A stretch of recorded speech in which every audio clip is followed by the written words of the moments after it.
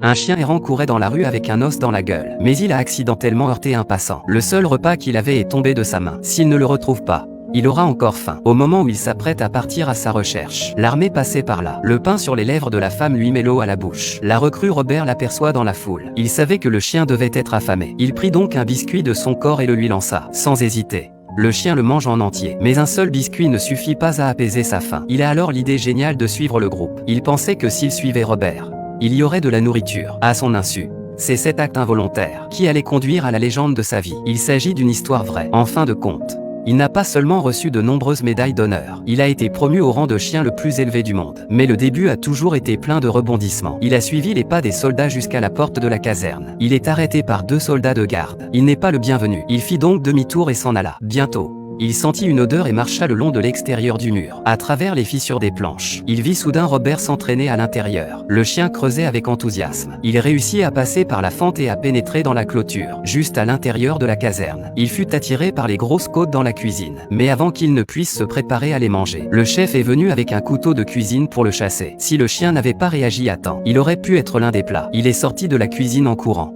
Paniqué, il s'est heurté à la jambe d'un soldat. Le soldat était celui qu'il cherchait. Le chien est ravi de cette coïncidence. Il ne peut s'empêcher d'aboyer pour exprimer sa joie. Ses aboiements ont attiré l'attention de l'instructeur. En regardant le chien errant qui est soudainement apparu, il demande au soldat à qui appartient ce chien. Il demande au soldat à qui appartient ce chien. Le chien sembla comprendre sa question. D'un seul coup d'œil, il tourna son attention vers Robert. Les yeux de Robert clignotent. Il fait rapidement signe au chien de partir. À la surprise de Robert, Robert a été surpris que l'instructeur n'ait pas chassé le chien. Au contraire, il lui dit de s'occuper du chien. Puis, au commandement de l'instructeur, le chien a pris une attitude sérieuse, comme s'il s'agissait d'un chien de chasse. Le chien a pris une position sérieuse comme un soldat. En voyant un chien aussi drôle, même l'instructeur ne put s'empêcher de rire. C'est ainsi que le chien et Robert ont commencé leur vie militaire. Chaque jour, le chien s'entraînait avec l'armée. Mais au début, il ne savait pas distinguer la gauche de la droite. Mais au fil du temps, le chien devint de plus en plus habile. Quel que soit l'ordre donné par l'instructeur, il peut toujours exécuter l'action correspondante. Lors d'un entraînement normal, il n'était pas à la hauteur des autres soldats. En même temps,